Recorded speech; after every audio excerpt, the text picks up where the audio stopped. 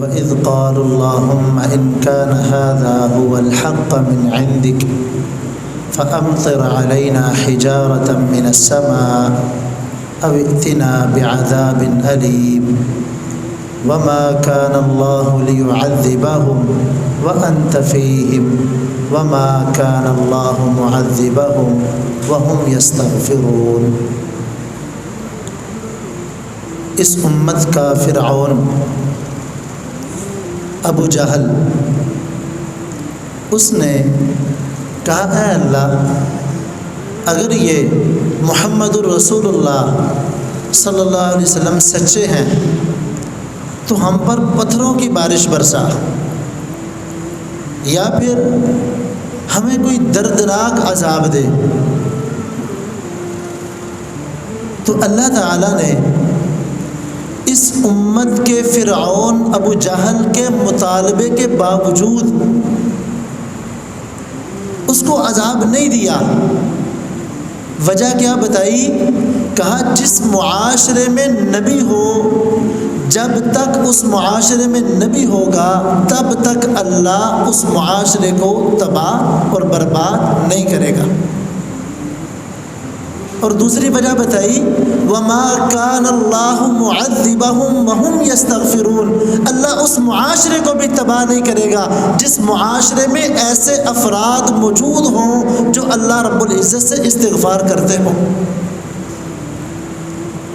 آج پوری دنیا میں اللہ رب العزت کی حدود کی پامالی، اللہ کی نافرمانی، سرکشی ہر طرف عام ہے، اس کے باوجود اللہ نے اس دنیا کو، ملکوں کو، معاشروں کو کیوں بچایا ہوا ہے؟ کیونکہ اس معاشرے میں ایسے افراد موجود ہیں جو استغفار کرنے والے ہیں۔ اور یہ استغفار کرنے والے افراد کہاں سے آتے ہیں؟ یہ آج کا میرا موضوع ہے، انما یخشی اللہ من عبادہ العلماء۔ یہ استغفار کرنے والے افراد معاشرے کو مدارس دیتے ہیں۔ آج کے معاشرے میں مدارس کا کردار یہ ہے کہ اللہ کے عذاب کے آگے رکاوٹ بنے ہوئے ہیں۔ میں زیادہ لمبی بات نہیں کرتا، صرف 2-3 پوائنٹ آپ کے سامنے رکھنا چاہتا ہوں۔ آج کے ہمارے پوری دنیا کا سب سے بڑا مسئلہ ایک ڈپریشن کا مسئلہ ہے۔ ہر دوسرا تیسرا بندہ ذہنی ٹینشن کا شکار ہے۔ کیوں شکار ہے؟ کیونکہ وہ دین سے دور ہے، دینی مدارس سے دور ہے۔ جو شخص دین کے ساتھ جڑا ہوا ہے، دینی مدارس کے ساتھ جڑا ہوا ہے، وہ یہ سبق پڑھ کر جاتا ہے، لا تیأسوا من روح اللہ انہ لا ییأس من روح اللہ الا القوم الکافرون۔ نا امیدی کبھی اپنے اوپر غالب نہیں آنے دینی، کیونکہ جو اپنے اوپر نا امیدی کو غالب کر لیتے ہیں دراصل ان کے ایمان کی کمزوری ہے۔ ایمان والے ایسا نہیں کرتے۔ یہ نا امیدی، نا شکری، یہ ذہنی ٹینشن، ڈپریشن، اس کا حل صرف اور صرف دین اسلام کی تعلیمات میں چھپا ہوا ہے۔ دوسرا پوائنٹ، آج دنیا کا سب سے بڑا مسئلہ تعلیم کا ہے۔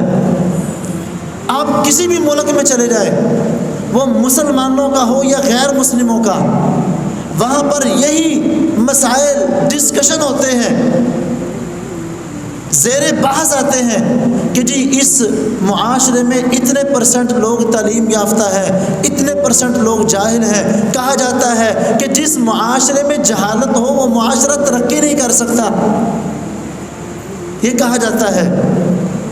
میں کہتا ہوں وہ کون سی تعلیم ہے جو معاشروں کو اوپر لے کر جاتی ہے؟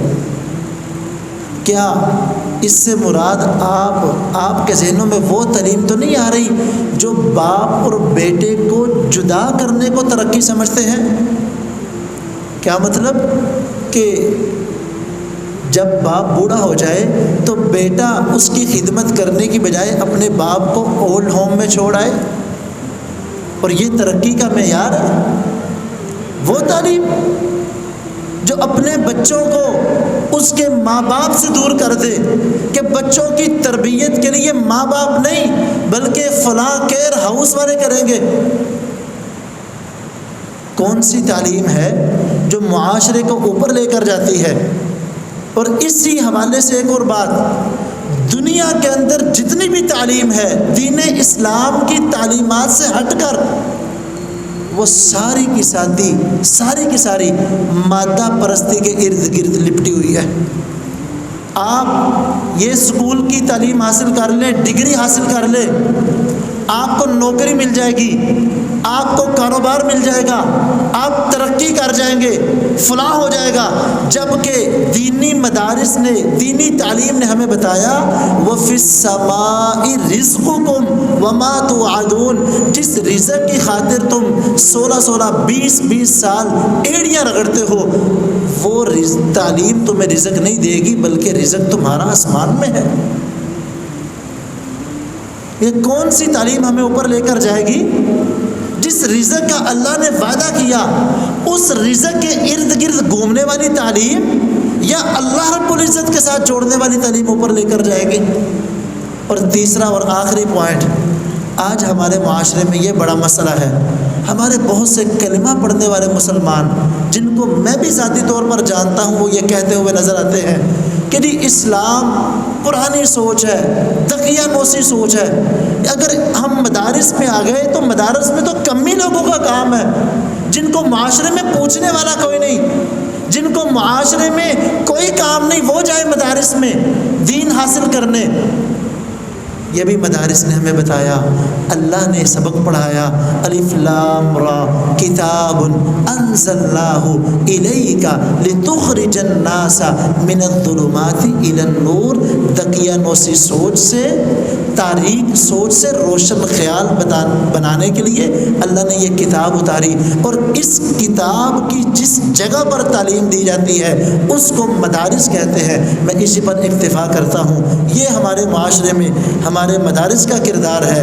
اور آخری جو بات میں بتانا چاہتا ہوں وہ یہ ہے کہ نبی صلی اللہ علیہ وسلم نے اپنی پوری زندگی میں 23 سالہ نبوت کے دور میں صرف اور صرف اجتماعی کام 2 ہی کیے، باقی انفرادی کام بڑے کیے، اجتماعی کام نبی صلی اللہ علیہ وسلم نے صرف 2 کیے، ایک دعوت کا، دوسرا جہاد کا۔